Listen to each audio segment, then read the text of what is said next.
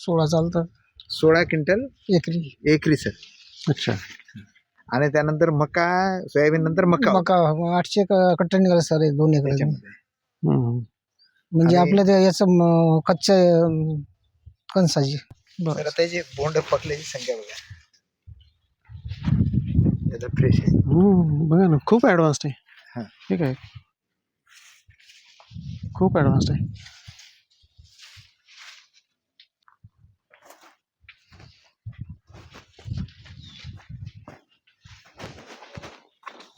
मग नंतर ह्याला परत ग्रीस लावलं तर चालतं? चालतं सर, चालतं, त्याला नंतर लावलं तर. ते संपल्यानंतर ग्रीस लावून द्यायचं. चिकटपणा संपला की बऱ्यापैकी चिकट आहे. वीस किंवा आपलं खराब झालेलं ऑइल. अगदी चालतं. हे सर त्याच्या खाली हे उपटून पाहिलंय. हा, हे बघा गांडूळ. गांडूळ हे साधारण जमीन आता हे एवढी मुरमाड असून आता हे फोडलं त्याच्यात अजून गांडूळ आहे किंवा हे गांडूळ आता ऑर्गॅनिक हा. कार्बन वाढण्याचं कारण काय की मुळं ही जमिनीमध्ये सुकतात ना, हो. कुजतात ना, त्याच्यामुळे ऑर्गॅनिक कार्बन वाढतो. ऑर्गॅनिक कार्बन वाढवण्याचा सगळ्यात सोपा उपाय हा आहे की त्या मुळांच्या जे अवशेष आहेत ते जमिनीमध्ये कुजले पाहिजेत. जसं आता SRT मध्ये पण होतं भाताच्या बाबतीमध्ये. बरोबर. आता एवढं मोठं ऑर्गॅनिक मटेरियल तिथे भेटून राहिलं आणि हे छिद्र जे समजा आता हा गांडूळ इथे गेलाय, हे आधीच एक इकडून गेला इकडे. नाही, आणि त्याला एक पोरोसिटी जी आहे आता ही एवढी पोरोसिटी पण आहे. आणि दुसरी गोष्ट की त्याला आयडियल कंडिशन अशी आहे की त्याला रिस्क नाही. इकडे बघा अंडे पण दिसतात ते. हे छिद्र बघा, त्याचे हे cocoons छिद्र जनरल मातीमध्ये कुठेच नसतात, एवढे गांडुळाचे झालेले. तेवढी पोरोसिटी त्यांना तयार करून Porosity भरपूर ठेवलेली आहे. प्रत्येक. हे बघा इथं ते गांडुळाचं ते त्यांनी हे केलेलं आहे, ड्रॉपिंग आहे. इथून त्याचं ते मुवमेंट आहे सगळी. हे त्याच्याच दृष्टिकोनातून हे फार आयडियल सिच्युएशन आहे. बरोबर. तुमचं बघून इतर पण शेतकरी करतायत हो का? सर, वाढले आमचे आता कमीत कमी 50-60 लोक आहे. 50-60 लोक आहेत. आता हे एकमेकाला आम्ही करायच्या अगोदर यांचं पहा पाहूनच करा. आणि टेक्निकली केलं तर एकही दिवस येऊन नाही राहिला. साहेबांनी कसं ते कायमचा होऊन राहिला. साहेबांनी कार्यक्रम घेतले. अडॉप्शन केलं की ते कायमचंच होतं ते. कायमचं होतं. सुंदर. ह्याच्यामध्ये सगळी पोरोसिटी दिसते बघा. हा. मी कुठल्याही उपटलं ना तर त्याच्यात पोरोसिटी बरोबर. दिसते. एक्सलंट.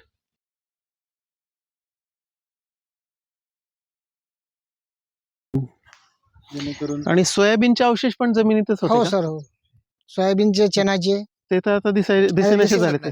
चौथं वर्ष सर आहे. सोयाबीनचं करंट इयर मध्ये आहे दिसत नाही. दिसते तर सर ते. हा. आहेत ते. सोयाबीन एकदमच हे होत. हेच तर आता मका एवढा असून तर आता हे होत. पूर्ण बाकी रासायनिक खतं वगैरे तुम्ही याला किती घालताय? नेहमीच्या फक्त मी पद्धतीने का आता कमी केली? 80 दिवसाचं पीक आहे सर, याला फक्त एक डोस दिला आम्ही 10-26-26 आणि मॅग्नेशियम सल्फेट. म्हणजे पूर्वीच्या पेक्षा ते आता कमी वापरताय तुम्ही? हो. बरोबर. नाही तर इथपर्यंत 3 डोस होत होते आपले. Very good, very good. म्हणजे खतामध्ये पण बचत होती तुमची, मशागतीमध्ये होती. मशागतीचा खर्च लय, नागरिक वगैरे ढोरण. आणि हे दिसते सर कपाशी समजा काही किडे वगैरे, पण नंतरासाठी काहीच फरक पडत नाही. थोडंफार सकिंग पेस्ट येतात. मागच्या वेळेस जास्त पिवळे होते हो हो है ना, आता उलट त्यापेक्षा कमी झालं. तो जो फरक जो पडत नाही म्हणता ना तुम्ही, हा. तो त्याची नैसर्गिक शत्रू वाढल्यामुळे पडत नाही. हा. याचे बघा तुम्ही इथं काही ते- ठिकाणी इथं ते तुम्हाला पण अजून आहे. दिसतो का बघा ना, तो तुमचा क्रायसोपर दिसलो का बघा, क्रायसोपरला दिसत असेल. क्रायसोपरलाची अंडी येतात का ओळखता? हो. ते सुरुवात होणार यायला कुठेतरी.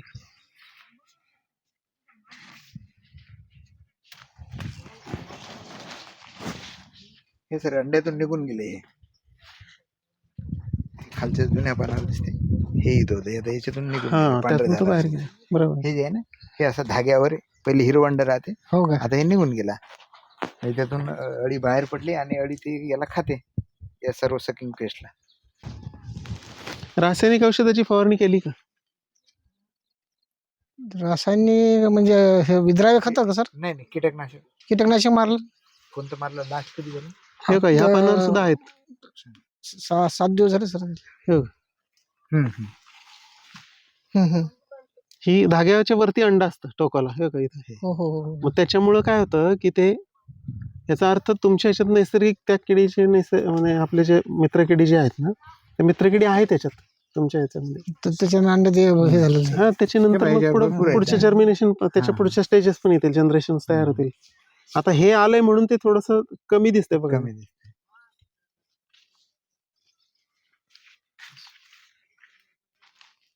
हे बघा क्रायसोपरला उडाला आता. आहे लाई मित्र अंडे खूप आहे सर आता हे हो, हिरवे मित्रकिडी यायला लागल्यात. म्हणजे तुम्ही आता रासायनिक फवारू नका. नाही बघा का? तुमचं जे आता थोडंसं मगाशी हा मुद्दा त्यांनी बरोबर सांगितला की आता काही दिवसांनी परत सगळं हे कमी होतं किडीचं प्रमाण. त्याचं कारण हेच की त्याचे नैसर्गिक शत्रू वाढतात म्हणून त्याची पॉप्युलेशन कमी होते.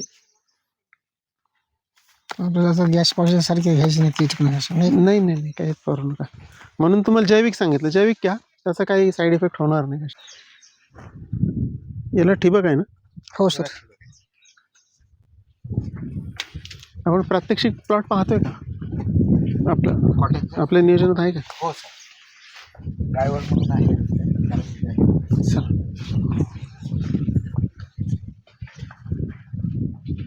पूर्ण आता शिवाळलं सर हे सगळं. खाली जर गेलं तिथं खडक आहे सर यांचा आता नाली येते का.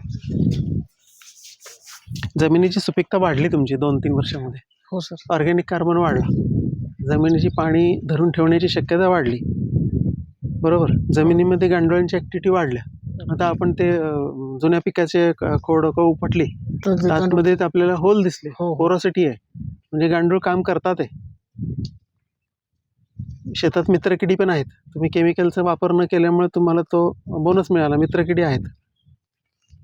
सुंदर. मग याला म्हणतात क्लायमेट रेझिलियंट टेक्नॉलॉजी. ह्या सगळ्या टेक्नॉलॉजी घेणं गरजेचं आहे. आपल्या पण अधिकाऱ्यांनी हे लक्षात घ्यावं की क्लायमेट रेझिलियंट टेक्नॉलॉजी वेगळं काय, हेच आहे ना. चला, खूप खूप अभिनंदन तुमचं.